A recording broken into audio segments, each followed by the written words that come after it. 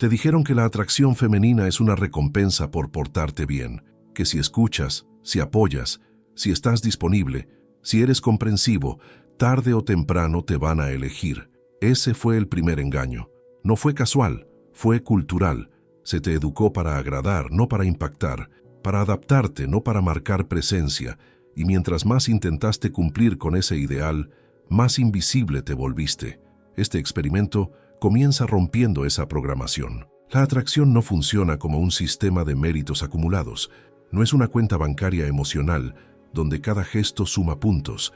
La atracción ocurre o no ocurre, y casi siempre sucede antes de que exista cualquier evaluación racional.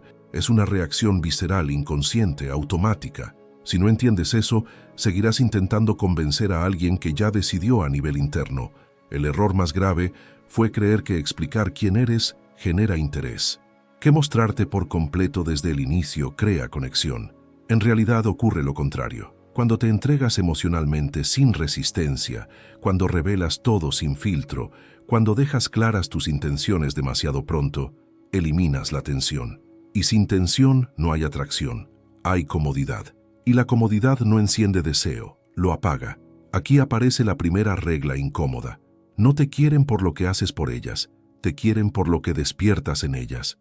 Esto no es una crítica moral, es una observación psicológica.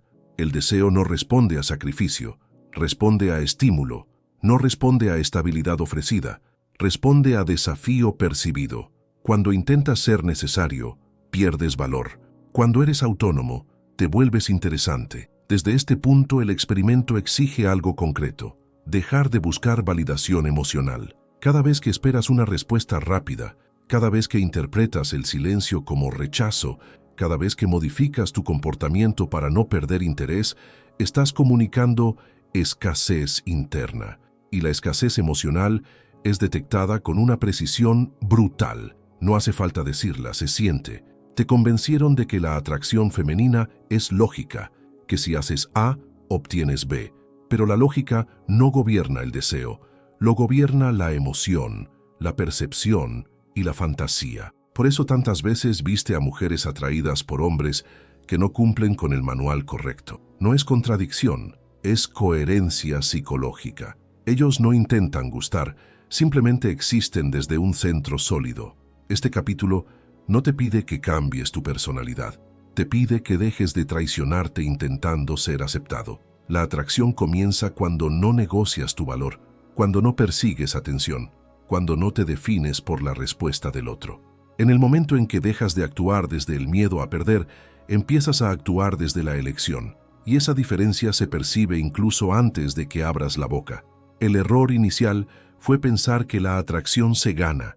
No se gana, se provoca, y solo se provoca cuando hay algo que no está disponible para cualquiera, cuando no estás rogando por ser visto, cuando no necesitas demostrar nada, cuando tu presencia no busca permiso.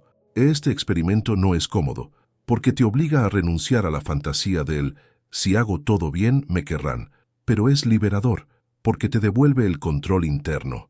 Y desde ahí, por primera vez, la atracción deja de ser una persecución y se convierte en una consecuencia.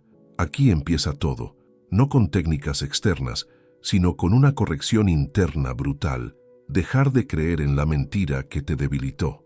Uno de los errores más profundos que te inculcaron es creer que la atracción femenina responde a principios morales, que ser correcto, justo, empático y coherente garantiza deseo. Esa idea no solo es falsa, es peligrosa, porque te empuja a medir la atracción como si fuera un juicio ético. Y la atracción no juzga, reacciona. La atracción no se activa porque seas buena persona, se activa porque provocas una experiencia interna, una sensación, un cambio emocional. Puedes ser impecable en valores y completamente irrelevante a nivel de deseo. No hay contradicción en eso. El deseo no premia la virtud, responde al estímulo, y cuanto antes lo aceptes, antes dejas de frustrarte. Este experimento parte de una verdad incómoda. La mente femenina no se enamora de intenciones, se engancha a emociones. No analiza si mereces atracción, la siente o no la siente. Y cuando la siente, luego construye justificaciones racionales para explicarla. Nunca ocurre al revés. Primero la emoción, después la narrativa. Por eso intentar convencer es inútil. Por eso explicar tus valores no genera impacto. Por eso mostrar cuánto te importa suele producir el efecto opuesto. Estás hablando a la parte equivocada de la mente. Estás apelando a la lógica cuando el deseo se mueve en otro plano, un plano silencioso, intuitivo, casi instintivo. Aquí entra una distinción clave. Moral no es igual a atractivo. Ser confiable no es igual a ser deseable. Ser estable no es igual a ser magnético. Confundir estos conceptos te convierte en alguien predecible, y la previsibilidad es enemiga directa de la atracción. Cuando todo en ti es comprensible, no hay nada que explorar. La atracción surge cuando generas una pequeña perturbación emocional, cuando rompes el patrón esperado, cuando no reaccionas como se anticipa. No es caos, es contraste, no es manipulación, es impacto. El deseo necesita fricción, no validación constante. Este capítulo te exige abandonar la necesidad de ser aprobado. Cada vez que actúas buscando quedar bien, estás comunicando dependencia emocional, y la dependencia, por más sutil que sea, apaga el deseo, no porque esté mal, sino porque transmite que tu centro está fuera de ti, que necesitas una respuesta externa para regularte internamente.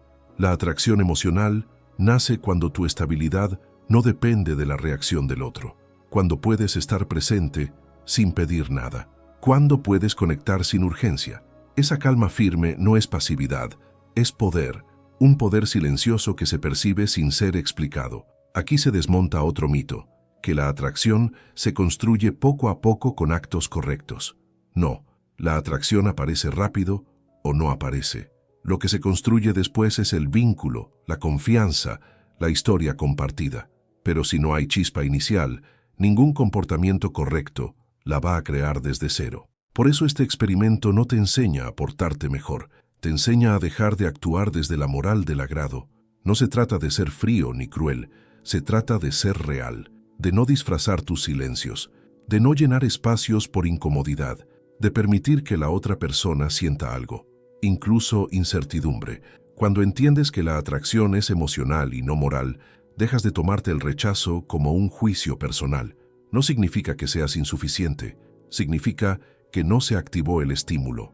Y eso te libera, porque ya no intentas corregirte para gustar, empiezas a expresarte desde un eje propio. Este es el punto donde muchos retroceden, porque prefieren sentirse buenos antes que magnéticos. Pero el experimento no busca aprobación social, busca verdad psicológica. Y la verdad es esta: la atracción no te evalúa como persona, te percibe como experiencia. Cuando aceptas eso, dejas de pedir permiso para ser deseado. Y ahí, sin darte cuenta, empiezas a hacerlo. Aquí comienza la parte que incomoda, porque contradice casi todo lo que te dijeron sobre cómo mantener el interés. Te enseñaron que para no perder a alguien hay que estar presente, disponible, atento, constante, que la cercanía asegura conexión, que la insistencia demuestra interés, y sin darte cuenta, aplicaste abundancia externa mientras cultivabas escasez interna. Ese desequilibrio es letal para la atracción. La escasez de la que habla este experimento no es ausencia forzada ni juegos infantiles, es escasez emocional real. Significa que tu atención, tu energía y tu mundo interno no están disponibles para cualquiera ni todo el tiempo. No porque te escondas, sino porque tu vida no gira alrededor de ser elegido. Lo que es fácil de obtener no se valora, se consume, y lo que se consume sin esfuerzo no se desea, se da por hecho. La mente no se apega a lo que ya posee completamente. Se apega a lo que percibe como parcialmente inaccesible, no inaccesible por rechazo, sino por profundidad. Cuando explicas todo, cuando respondes siempre, cuando estás emocionalmente disponible sin filtro, eliminas cualquier espacio para la imaginación. Y la imaginación es el combustible del deseo. Sin ella solo queda información, y la información no genera atracción. El principio maquiavélico es simple pero brutal. El poder no está en mostrarte, está en dosificarte. No entregas todo porque no todo es para cualquiera. No reaccionas de inmediato porque no vives en función del otro. No te ausentas para castigar, te ausentas porque tienes dirección. Aquí es donde muchos confunden escasez con frialdad. No es lo mismo. La frialdad es desconexión. La escasez emocional es conexión selectiva. Puedes ser presente, atento y auténtico, sin regalar acceso total. Puedes escuchar sin abrirte por completo. Puedes mostrar interés sin convertirte en predecible. La atracción crece cuando el otro siente que aún hay capas que no conoce, que no tiene el mapa completo, que no puede anticipar del todo tus reacciones, no por caos, sino por coherencia interna. Eres estable, pero no transparente. Eres claro en tus límites, pero no explicativo en exceso. Este capítulo exige algo concreto: dejar de justificarte. Cada explicación innecesaria es una fuga de poder. Cada aclaración anticipada es una forma de pedir aprobación. Cuando sientes la necesidad de explicarlo todo para no ser malinterpretado, estás priorizando la comodidad ajena sobre tu eje interno. La escasez emocional también implica tolerar el silencio. No llenar vacíos por ansiedad, no interpretar pausas como amenazas. Cuando puedes sostener el silencio sin incomodarte, comunicas fortaleza. Y esa fortaleza no se discute, se percibe. Aquí ocurre algo interesante. Cuando reduces la disponibilidad emocional, el otro empieza a invertir. Empieza a preguntarse, empieza a proyectar, empieza a llenar los espacios que tú dejaste abiertos. Y cuanto más invierte emocionalmente, más valor te asigna, no porque manipules, sino porque la mente humana funciona así. Este principio no busca controlar al otro, busca recuperar tu centro, porque cuando todo tu valor está disponible, tú mismo te devalúas. Cuando aprendes a guardarte, a elegir cuándo y con quién te abres, recuperas peso psicológico. La escasez emocional no se actúa, se encarna. No dices estoy ocupado para parecer importante. Estás ocupado porque tu vida importa. No tardas en responder para generar ansiedad. Respondes cuando realmente estás disponible. Esa congruencia es lo que hace que el efecto sea real. Este capítulo marca un quiebre. Dejas de ser reactivo y te vuelves selectivo. Dejas de buscar conexión y permites que la conexión te alcance. Y en ese cambio sutil, pero profundo, la atracción empieza a girar a tu favor. Aquí no hay trucos. Hay una renuncia clara, dejar de regalar lo que aún no fue merecido emocionalmente. Y cuando haces eso, algo se activa sin que tengas que forzarlo. El deseo aparece donde antes solo había esfuerzo. Antes de cualquier técnica, antes de cualquier dinámica emocional, hay una condición que lo define todo: tu estado interno. Este capítulo no trata de controlar al otro, trata de dejar de estar controlado por la necesidad de reacción. Porque mientras tu equilibrio dependa de cómo te miran, cómo responden o cuánto interés muestran, no hay poder real, solo hay ansiedad bien disimulada. Te hicieron creer que el dominio se ejerce hacia afuera, que influir es hablar mejor, actuar mejor, moverte mejor. Pero el dominio auténtico es interno, es la capacidad de permanecer estable cuando el otro duda, se distancia o no responde como esperas. Es no alterar tu eje por señales externas. Esa estabilidad no se aprende, se cultiva dejando de mendigar certezas. La mayoría pierde atractivo no por lo que dice o hace, sino por lo que transmite sin darse cuenta. Urgencia emocional. La urgencia se filtra en el tono, en los gestos, en la velocidad de respuesta, en la necesidad de cerrar situaciones. Y esa urgencia comunica algo muy claro: mi bienestar depende de tu reacción. No importa cuánto intentes ocultarlo, se siente. El dominio interno comienza cuando aceptas que no necesitas gustar, no como frase motivacional, sino como verdad operativa. Cuando realmente no necesitas gustar, cambian tus decisiones, cambia tu lenguaje corporal, cambia tu ritmo.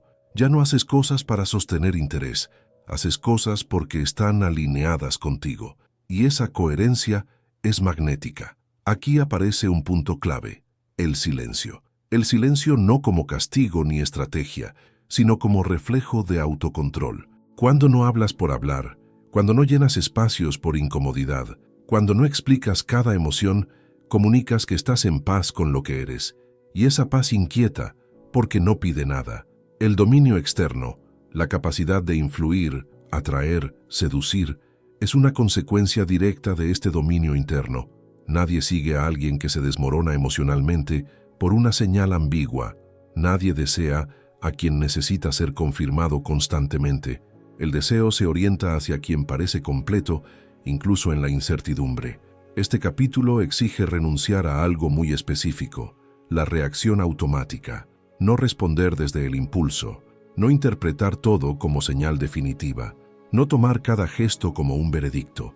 Cuando logras esa distancia interna, recuperas libertad, y la libertad siempre resulta atractiva. No se trata de volverte frío ni distante, se trata de no estar secuestrado emocionalmente. Puedes sentir interés sin ansiedad, puedes desear sin perderte, puedes conectar sin desaparecer dentro del otro. Ese equilibrio es raro y precisamente por eso destaca. El dominio interno también implica aceptar la posibilidad de perder.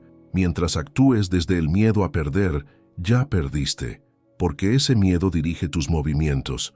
Cuando aceptas que no todo vínculo debe prosperar, te vuelves selectivo, y la selección comunica valor.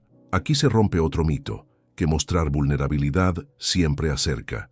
La vulnerabilidad sin estructura interna genera carga emocional. La vulnerabilidad con dominio interno genera profundidad. La diferencia no está en lo que muestras, sino en desde dónde lo muestras. Si te abres buscando contención, debilitas. Si te abres desde estabilidad, fortaleces. Este capítulo no busca que controles emociones, sino que no seas controlado por ellas, que puedas sentir sin actuar impulsivamente, que puedas esperar sin ansiedad, que puedas retirarte sin resentimiento. Esa capacidad redefine completamente cómo te perciben. Cuando dominas tu mundo interno, ya no necesitas impresionar. Tu presencia basta, tu ritmo marca el compás, y sin imponer nada, empiezas a liderar la dinámica emocional, no porque quieras dominar, sino porque no estás perdido dentro de ella. Aquí ocurre el verdadero giro: dejas de intentar seducir y te vuelves alguien con quien vale la pena entrar en contacto. No por promesas, no por intensidad, sino por solidez. Y esa solidez, silenciosa pero firme, es una de las formas más puras de poder psicológico. Este es el punto donde el experimento se vuelve real, porque todo lo que sigue depende de esto. Sin dominio interno, cualquier técnica se vuelve actuación. Con dominio interno, incluso el silencio seduce. El deseo no nace de la constancia plana, nace de la diferencia percibida, de la variación, de la ruptura sutil del patrón. Este capítulo desmonta una de las creencias más dañinas, que para generar atracción hay que ser siempre igual, siempre disponible, siempre coherente en el mismo tono emocional. Eso no genera deseo, genera previsibilidad, y la previsibilidad es cómoda, pero estéril. La mente humana se activa con el contraste, nota lo que cambia, no lo que permanece igual. Cuando todo en ti es uniforme, no hay nada que destaque. Cuando todo es accesible, nada se valora. El deseo aparece cuando hay un juego entre presencia y distancia, entre intensidad y calma, entre cercanía y autonomía, no como táctica calculada, sino como reflejo natural de una vida que no gira alrededor de una sola persona. El contraste comienza contigo. Si tu estado emocional depende del otro, tu comportamiento se vuelve lineal, siempre atento, siempre pendiente, siempre disponible. No hay variación porque hay miedo a perder, y ese miedo elimina cualquier tensión atractiva. La tensión no es conflicto, es expectativa, es no saber exactamente qué viene después. Este experimento te exige romper con la idea de continuidad emocional permanente. No tienes que estar siempre ahí, tienes que estar cuando estás. Presencia real, no presencia constante. Cuando estás, estás de verdad. Cuando no, no explicas ni justificas. Esa alternancia auténtica crea impacto porque no es forzada, es congruente. El contraste también se da en la energía. Momentos de profundidad seguidos de ligereza. Conversaciones intensas seguidas de silencio cómodo. Interés claro sin persecución. Cuando no intentas sostener siempre el mismo nivel emocional, permites que el otro experimente picos, y los picos se recuerdan. La línea recta se olvida. Aquí ocurre algo clave.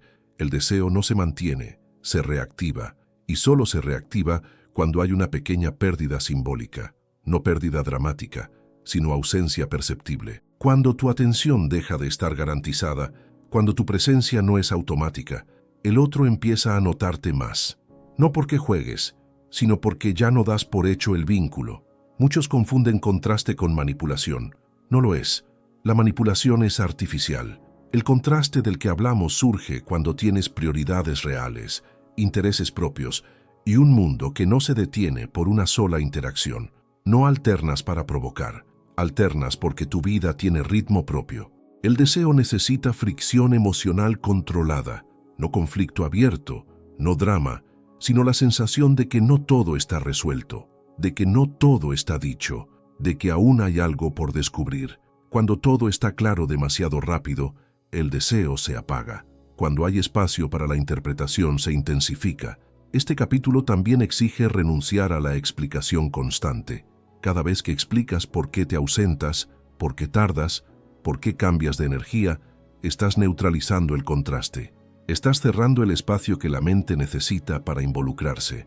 No todo cambio requiere justificación. A veces, el silencio comunica más estabilidad que 1000 palabras. El contraste emocional genera algo poderoso. Inversión. Cuando el otro empieza a adaptarse a tu ritmo, a preguntarse, a esperar, a notar tu ausencia, empieza a invertir energía emocional. Y donde hay inversión, hay apego. No porque lo busques, sino porque no lo impides regalando todo de inmediato. Este principio transforma por completo la dinámica. Dejas de empujar y empiezas a permitir. Dejas de sostener el interés y permites que el interés se regenere. Y en ese proceso recuperas algo esencial, tu centro. El deseo nace del contraste porque el contraste despierta atención. Y la atención sostenida es la antesala del deseo. No necesitas ser extremo, solo necesitas dejar de ser plano. No necesitas desaparecer, solo necesitas no estar siempre disponible. Cuando entiendes esto, dejas de forzar continuidad y empiezas a generar impacto. Y el impacto, cuando es auténtico, deja huella. Ahí es donde el deseo empieza a jugar a tu favor, no como resultado de insistencia, sino como consecuencia de una presencia que no se diluye.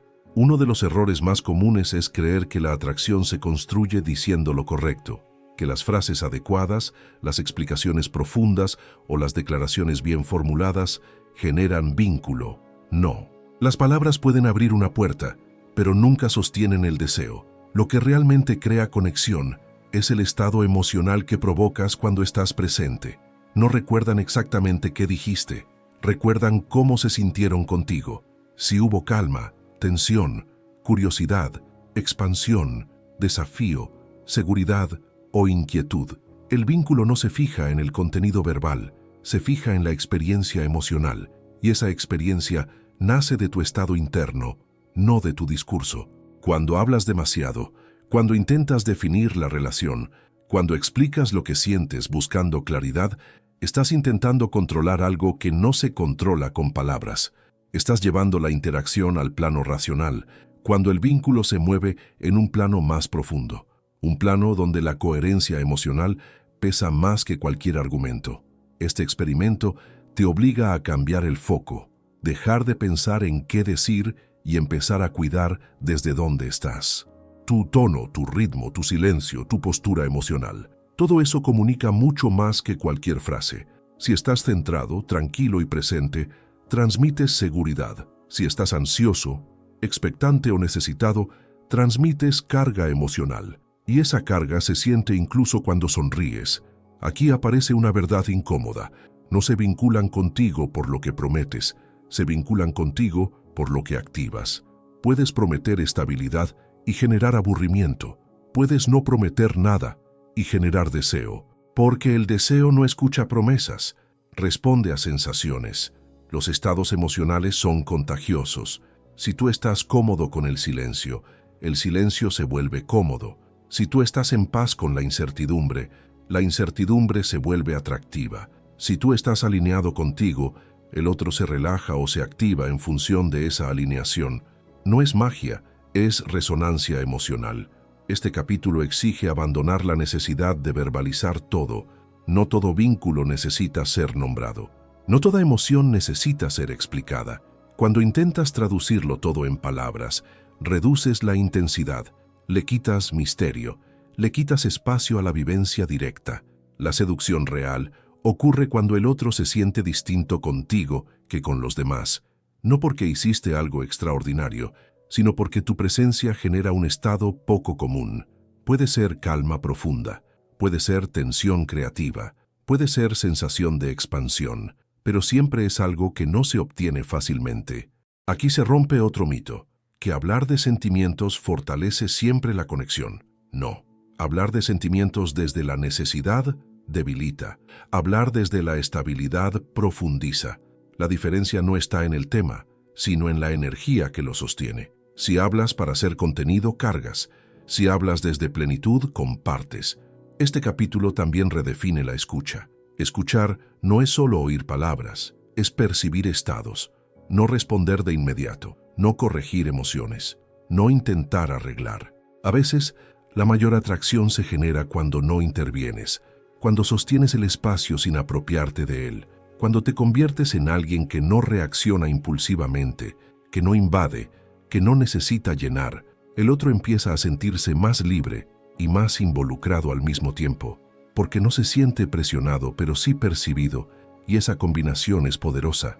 El vínculo se construye cuando el otro asocia tu presencia con una experiencia emocional positiva o intensa, no con claridad excesiva, no con definiciones, no con discursos, con estados. Y los estados no se fingen, se transmiten cuando tú mismo los habitas. Este experimento no te pide que hables menos por técnica, te pide que estés más presente internamente, que cuides tu centro emocional, que no uses palabras para tapar inseguridad, que permitas que la experiencia haga su trabajo.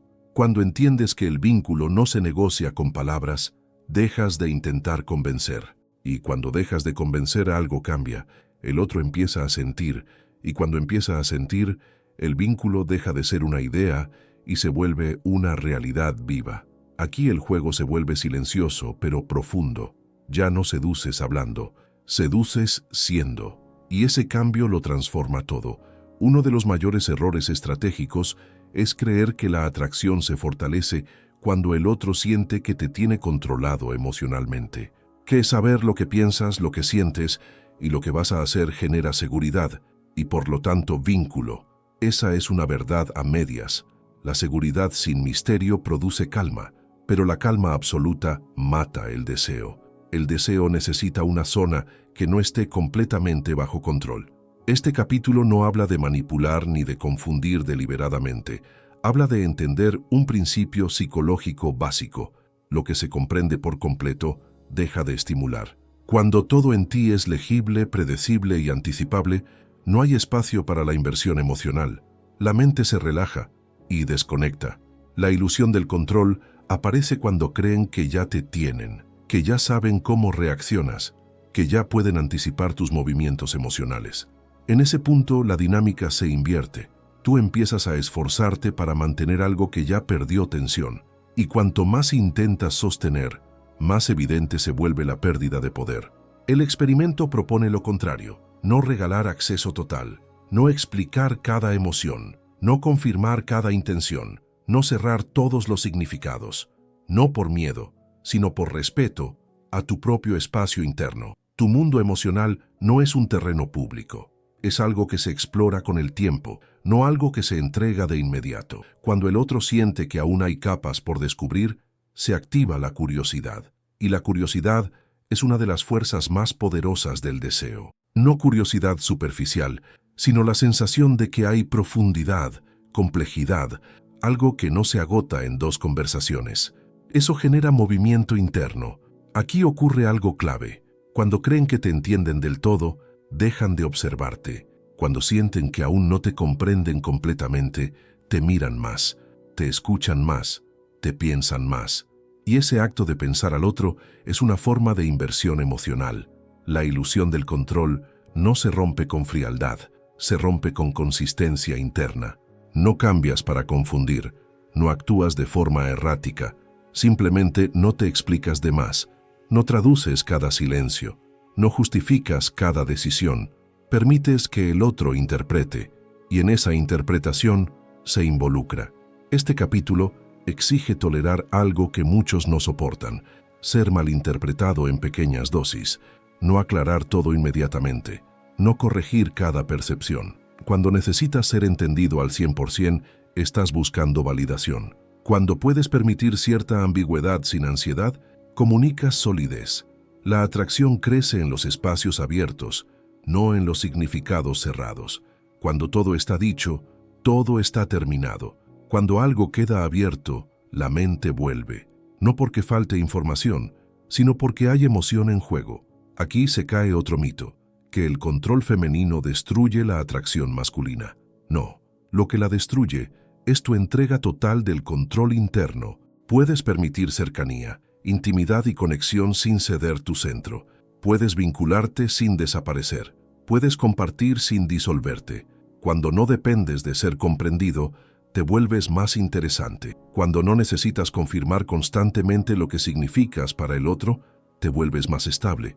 Y esa estabilidad, paradójicamente, genera más apego que cualquier demostración constante. Este capítulo no busca que juegues a ser enigmático, busca que dejes de sobreexplicarte, que no conviertas cada interacción en una negociación emocional, que confíes en que tu presencia, por sí sola, ya comunica lo suficiente. Al final del experimento ocurre algo revelador. Te quieren, pero no pueden explicar exactamente por qué. No es una frase, no es un gesto puntual, es una sensación acumulada, y cuando alguien no puede racionalizar completamente su atracción, la siente con más fuerza. Ahí reside la verdadera ventaja psicológica. No en controlar al otro, sino en no permitir que el otro te controle a ti a través de la necesidad de claridad constante. Cuando conservas tu espacio interno, el deseo encuentra dónde quedarse. Este capítulo marca un punto silencioso pero decisivo. Dejas de ser algo que se entiende y se archiva, y te conviertes en alguien que se siente y se sigue explorando. Y mientras haya exploración, hay atracción. Este es el punto final del experimento, y también el más revelador.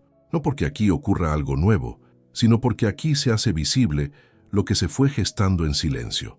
Después de romper con la necesidad de agradar, abandonar la moral como eje de atracción, aplicar escasez emocional, recuperar el dominio interno, generar contraste, transmitir estados y no regalar control total. Sucede algo que no se puede forzar. Te quieren, pero no pueden explicarlo con claridad. La mente humana necesita razones, etiquetas, causas, pero el deseo rara vez obedece a una lógica verbal. Cuando alguien intenta explicar por qué le atraes y no encuentra una respuesta precisa, es porque la atracción no nació de un gesto aislado, sino de una experiencia acumulada. Y lo que no se puede racionalizar del todo suele sentirse con más intensidad. Aquí se rompe la última fantasía, que el amor o la atracción se construyen siendo perfectamente comprensible.